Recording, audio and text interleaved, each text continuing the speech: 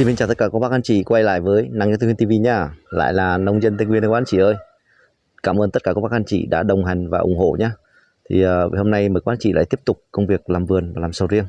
Trước mắt các anh chị thì một cây sầu riêng tơ thì em cũng đã bón phân và chăm sóc tưới thì mùa liên tục nên cái đọt các anh chị này. Đấy, các anh chị nhìn thấy cái đọt không? Đọt nó phóng này. Các cái nách này nhá. Vừa rồi bỏ cái phân kéo gọi là trong nó thành phần thì nó có cả humic với có cái loại phân gì em không biết, quên mất tên rồi, nhưng mà chia sẻ tập phim trước thì các chị nhìn các cái tơ đều ra này. Cái nào nó cũng đều ra là các nách đó nha, các bạn chị nhìn thấy không, đã chưa, đã xanh, đọt non thì đi các nách luôn. Thì cái việc bảo vệ thực vật thì em cũng làm theo định kỳ nhá, cứ tuần chục ngày các bạn chỉ luân phiên nhau để xịt cho nó một phát là nó giữ được. Thì cái bộ lá trước này thì đã giữ được thì bây giờ nhìn nó đỡ hơn này. Bộ lá thứ hai này thì cũng đã xịt 2 cử rồi, một cử lúc đầu thì lú lú và bây giờ cử chuẩn bị nó mở lá này, một số nó mở lá này thì em đã xịt để bảo vệ nó cho nó giữ được cái bộ lá, cho đợt trước cắt cành đào tán cho nó thì nó bị chống bên trong nhá. Bây giờ mình làm để cho nó phủ bên ngoài cho nó kín và để lấy những cành cấp 2 để nuôi trái tiếp theo. Đấy. Và ngày hôm nay thì có một vấn đề như thế này, mấy sầu riêng lớn này các bác chị. Đấy, mấy cái sầu riêng lớn này thì đọt ở trên thì có một số đã mở ra được 2 đến 3 cặp lá rồi, và một số thì bây giờ bắt đầu là vừa rồi bỏ phân thì hắn đá lại tiếp tục phóng ra thì mà cái đọt của nó thì này, phóng ra này các bác chị này, thấy chưa, nó phóng này ra mà cái bông của nó bên trong là một số là bông ra trước, tại vì năm nay bông thời khí hậu nó không đều nhá, thời tiết nó kiểu nó không thuận lợi nên là bông ra trước bông ra sau, một số thì ra to rồi mà một số thì nhỏ.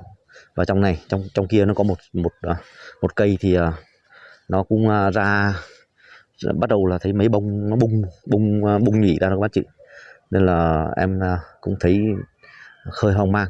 Bây giờ thì cái bộ lá sau vườn ngoài này thì nó tương đối đều xanh và ổn rồi, chứ còn ba cây sau vườn nhà thì lá nó kém hơn nên bắt buộc đang nghiên cứu để kéo thêm được vài cặp lá cho nó khỏe.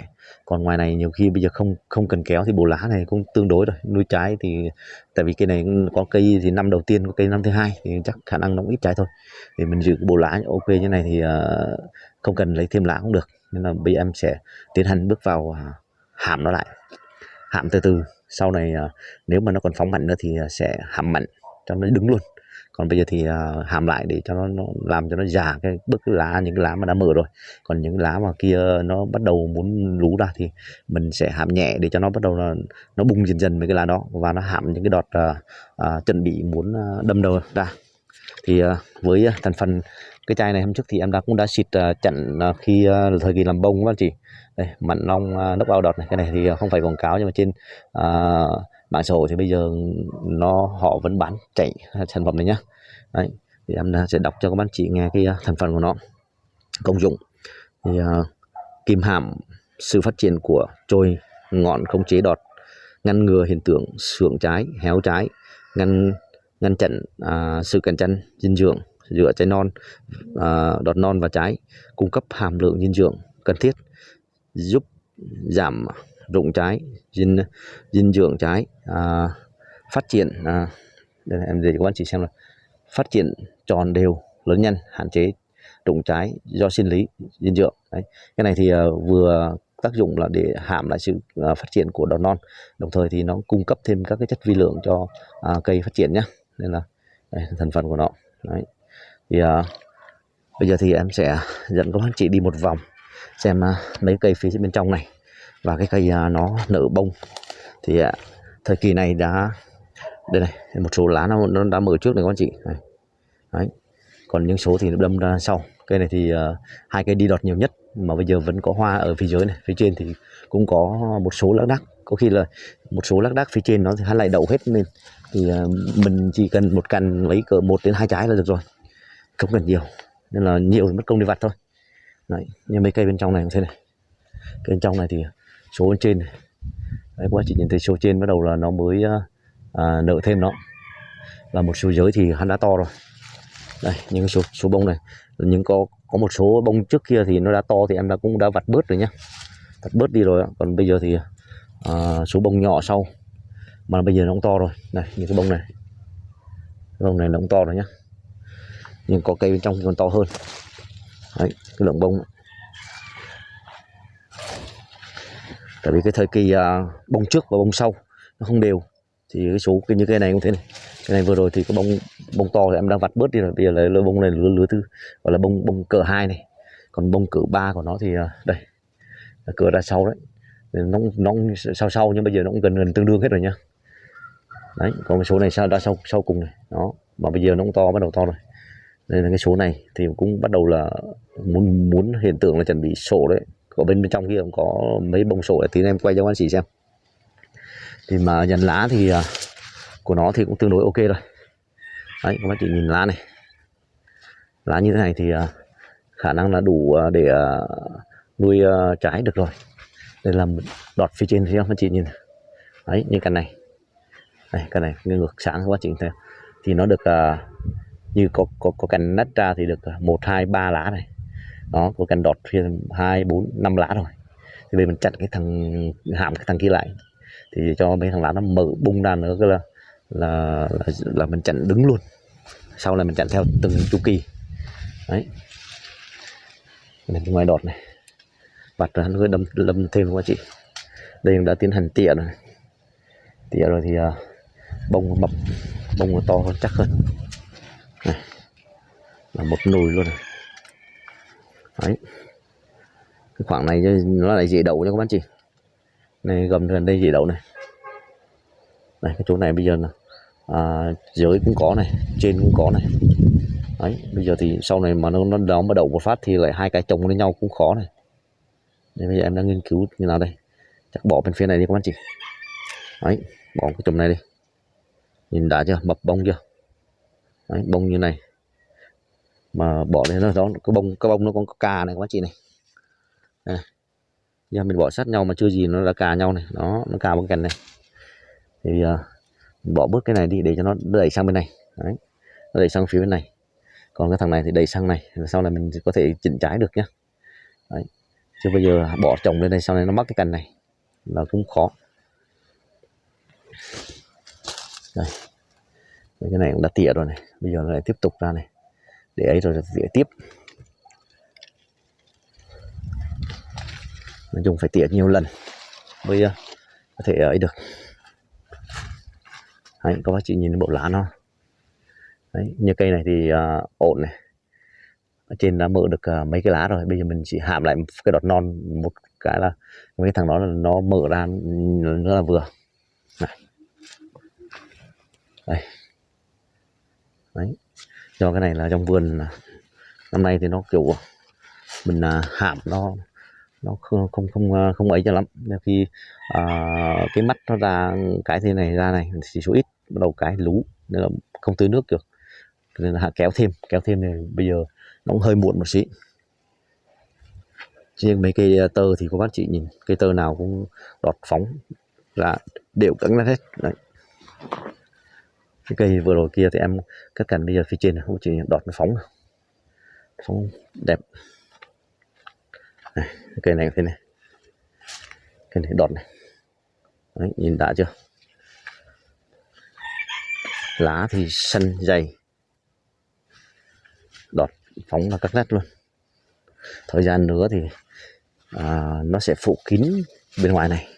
Em sẽ chặt bớt những cái cây tiêu nằm gần đi, cây nào không cần thiết cảm thấy là phá luôn, để cho nó nhường chỗ lại cho nó tán phủ nhân, để mình nhân kiếm sầu riêng ăn, để kiếm trái. Đấy. Cây này rồi nó ra sâu nhá. Còn bây giờ phía trên các bác chị nhìn phía trên này.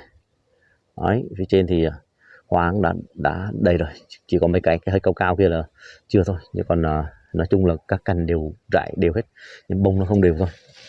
Đấy, có bông to, cái bông mấy bông này thì bắt đầu cũng gần 4 sổ nhị rồi này. Đấy, trên kia cũng có một cùm rồi. Đấy, cùm to đó.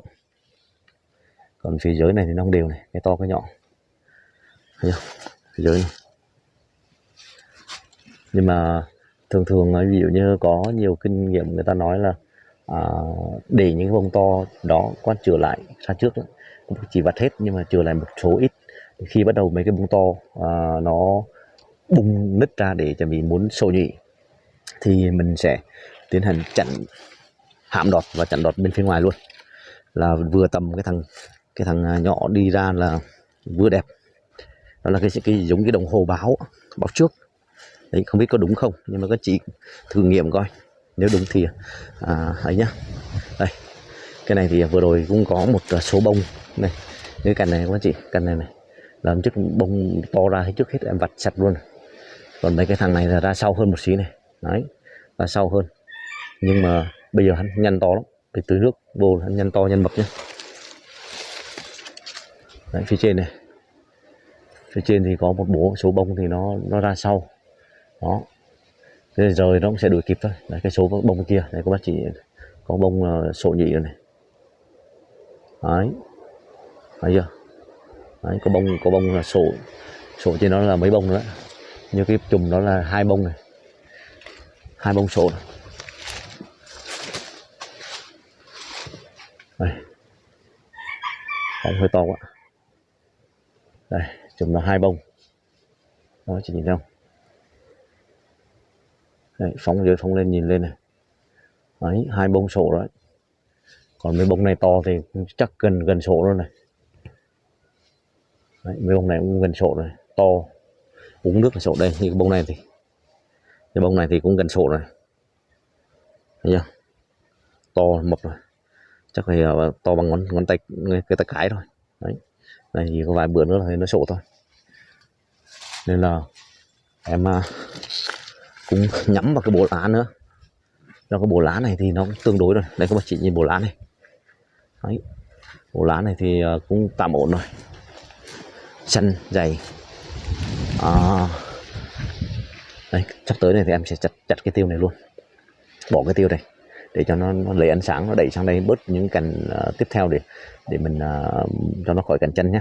Chứ cây này mới nằm gần thì tưới nước thường xuyên, cái tiêu nó cũng hạm được, nên trái nó cũng không được ăn thua lắm, nó cũng không đấy lắm.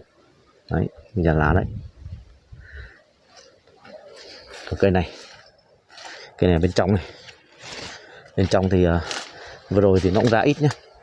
Đấy, một số này phía dưới này, thấy chưa, phía dưới. Còn đây nằm phía trên này, đấy, những cành này, những cành phía trên này. Đây, số ra ấy là bông lá này.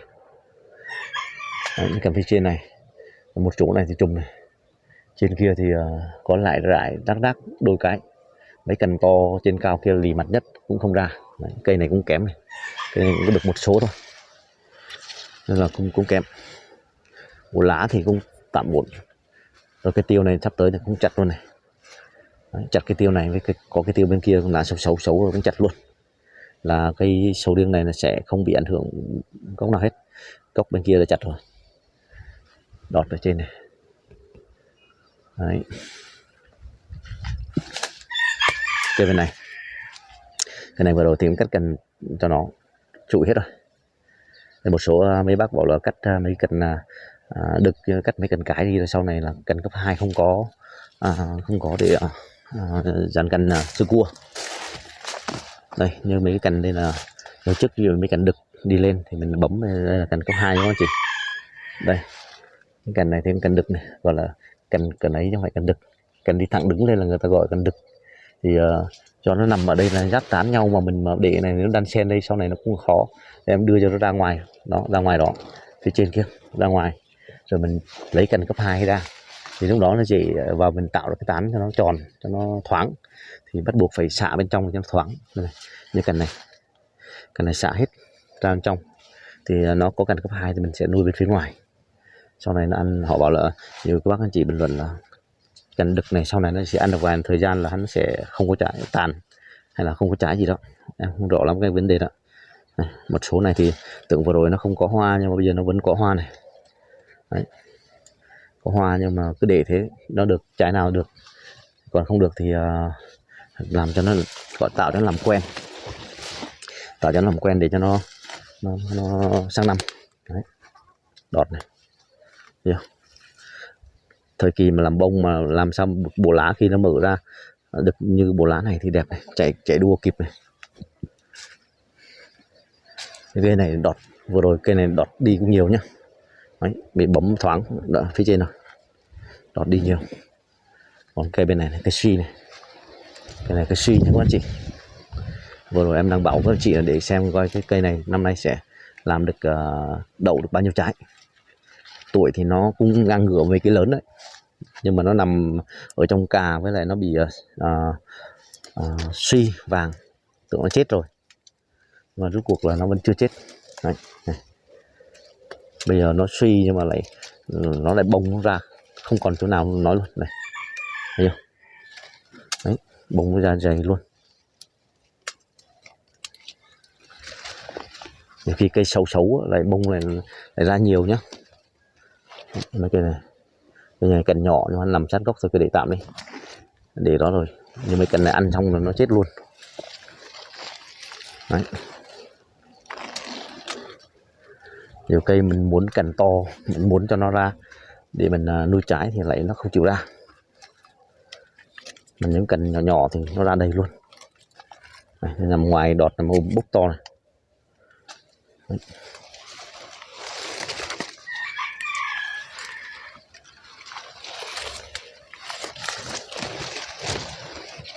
Đây, vặt bớt đi cho nó đỡ cành chân dinh dưỡng. Đấy, những cái nắt nên là hay lại đậu cho các bạn chị. Nên là cứ để đó. Nhỏ vẫn vặt hết đi. Thấy không? Đây, nằm ngoài tút ngoài đây thì hắn lại hoa đầy này. Đấy, để lại một cành này thôi. Cành này có được trái nào có, không có thì thôi. Đấy.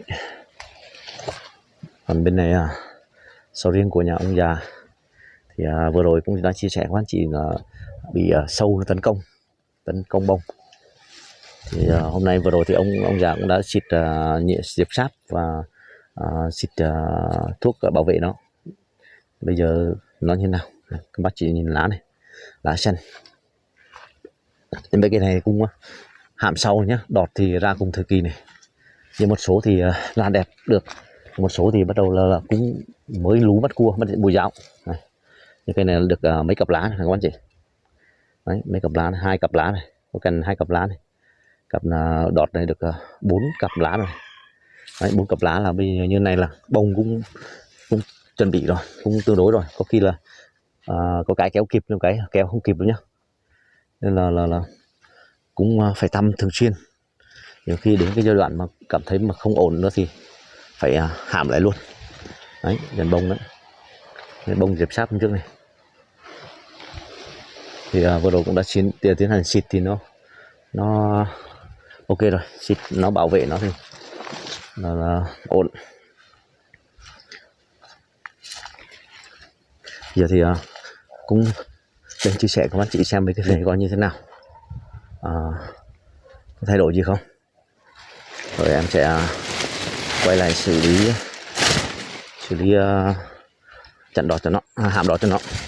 Còn lại đợt này mình pha với tỷ lệ là loãng, có trước là pha 1 nắp thì chưa ăn thua.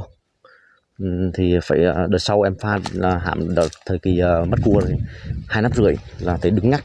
Thì bây giờ mình sẽ cỡ giai đoạn đầu mình mới ấy cho nó, thì để cho nó quen thì mình bỏ cứ 1,5 nắp của cái thằng nắp vặn của nó thì chắc khả năng là vừa. Đấy, các anh chị này. Đấy, hoa bắt đầu cũng đã to rồi này.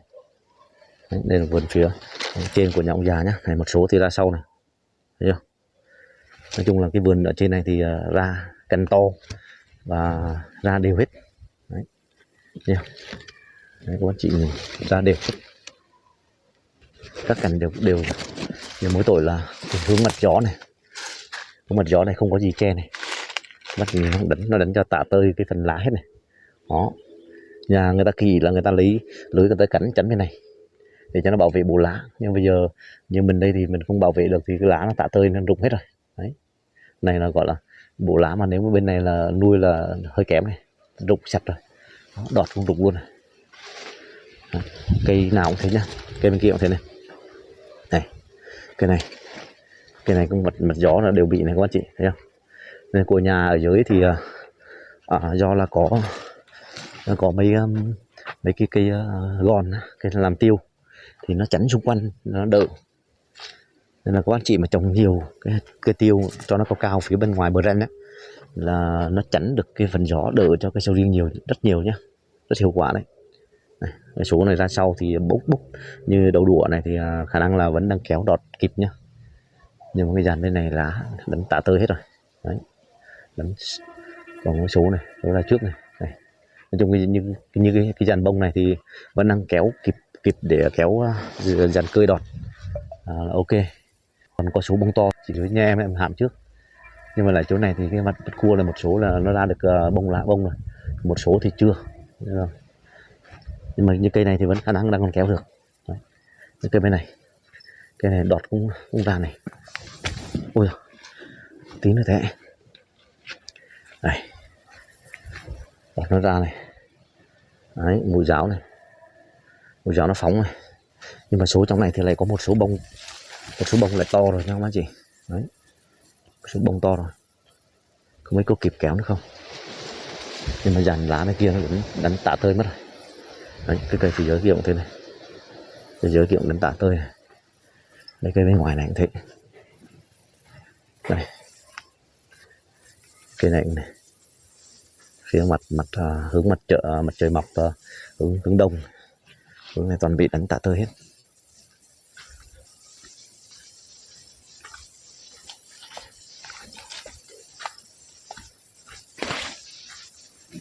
Này là phía ngoài này, mấy cây này là năm ngoái là rụng sạch này, trái nhiều bông nhiều nhưng mà rụng sạch, thấy không? Qua chị đi thấy không? Toàn là phía mặt trời mọc vậy, là hướng đông này. Đấy, đánh cho cái dàn lá là cuốn luôn, giống kiểu như mình đốt đọt đó. Mình đốt đọt đến cháy hết đọt đó. Đấy, đây là do gió nhá. Và trên cái bộ lá thì cái bầy tảo hay là rỉ sắt. Đấy. Cái này mà xịt thuốc vào một thời gian là nó cháy cái chỗ đoạn lá này nó quá chị. Này, nó cháy xuống đây. Đấy. Dàn hoa đây thì ok luôn. Đây. Đấy, các bác chị nhìn không? Cành nào gần đấy là rau đầy hoa luôn. Mà cái lượng bông thì nó cũng tương đối đều nhá. Thì cái số này mình kéo đọt được, nhưng mà đọt lại lá ít.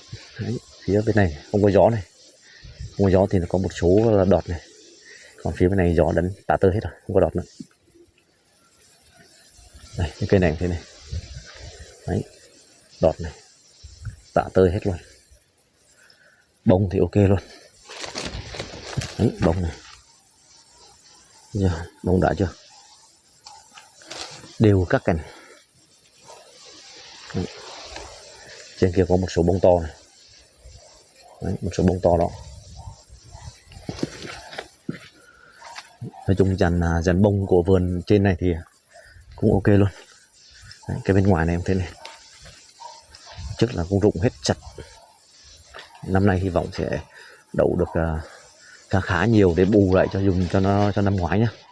Chứ năm ngoái là được gọi là không có trái nào hết, không có một số trái thôi. Một số trái thì lại cái nó nhiều dư đạm quá cho nó bể gai hết, nứt gai hết. Mà nứt gai rồi thì bán rẻ không có anh chị, không ăn thua.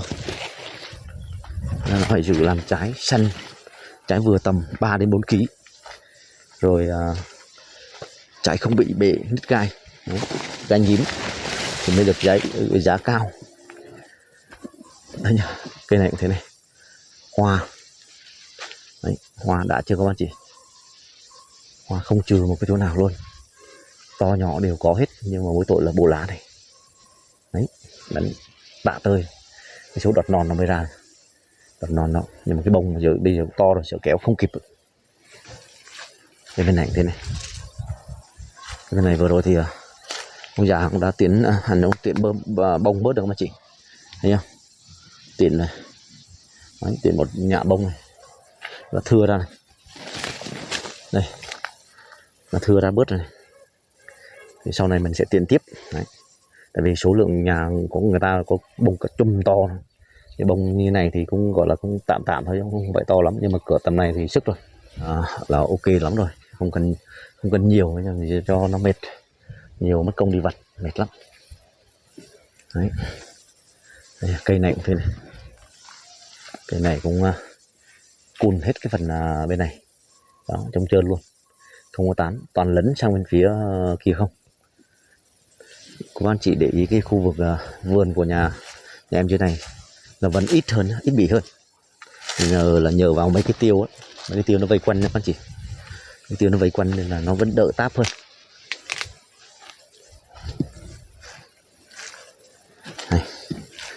Đấy, như cái cây này vẫn có hiện tượng là gió thổi táp, nhưng mà táp ít nhá, thấy không?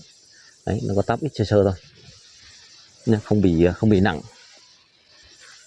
Đấy, nhưng bên phía này đó, những hướng đó là nó bị, mà rốt cuộc là nó vẫn đọt, vẫn bình thường, vẫn đẹp nhá. Đây là hướng gió này. Đấy, hướng gió của nhà em này. Đây, hướng gió nhá, hướng mặt trời này. Và các bạn chỉ nhìn thấy nó cũng đâu có bị đánh tạ tơi mấy đâu, đọt vẫn đang phóng ra kìa. Đó, đọt non vẫn phóng ra đó. Yeah. Nên là nhờ được mấy cái trụ tiêu nó chắn xung quanh đó, nó vẫn đỡ. Đấy, những cây kia cũng thế, cái kia nó cũng chắn xung quanh nên nó đỡ, nó không bị mấy. Đây có đàn gà rừng đi lai với gà rừng, với nhân đẻ gà con đi trong vườn nó luôn. Đấy, gà rừng ấy, cả mái rừng, có cả gà trống đấy quá chị, trống rừng, mái rừng.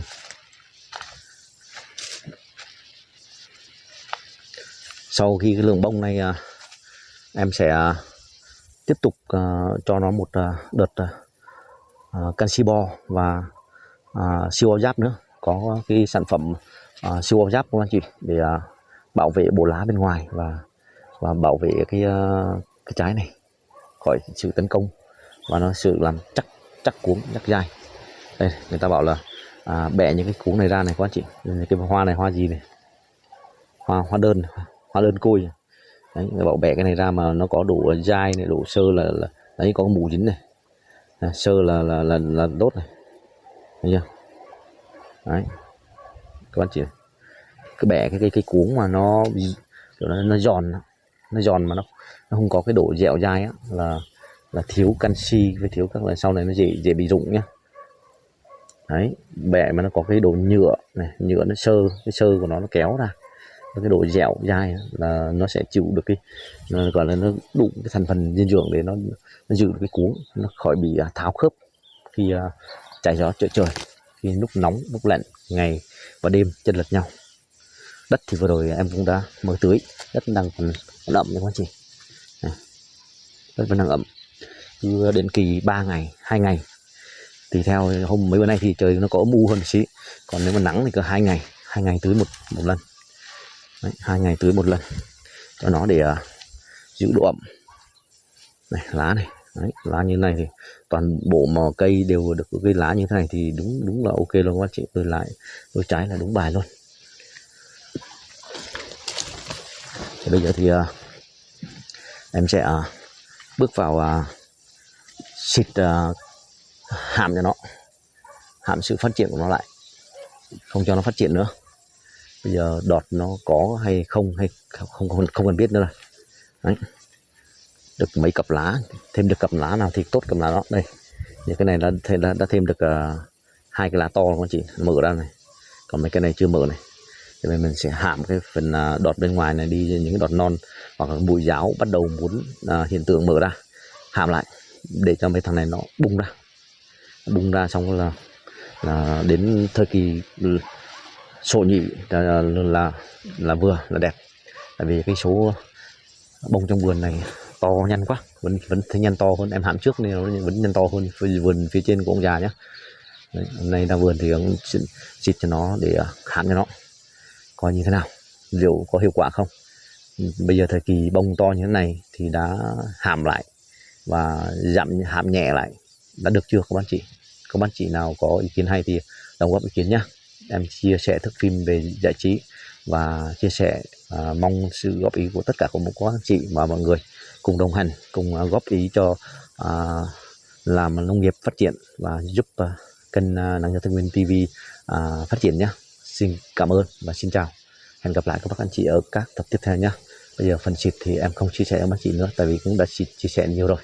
Xin cảm ơn. Nắng gió Tây Nguyên TV cảm ơn mọi người đã ủng hộ và đồng hành. Chúc mọi người ngày mới vui vẻ, hạnh phúc, thành công.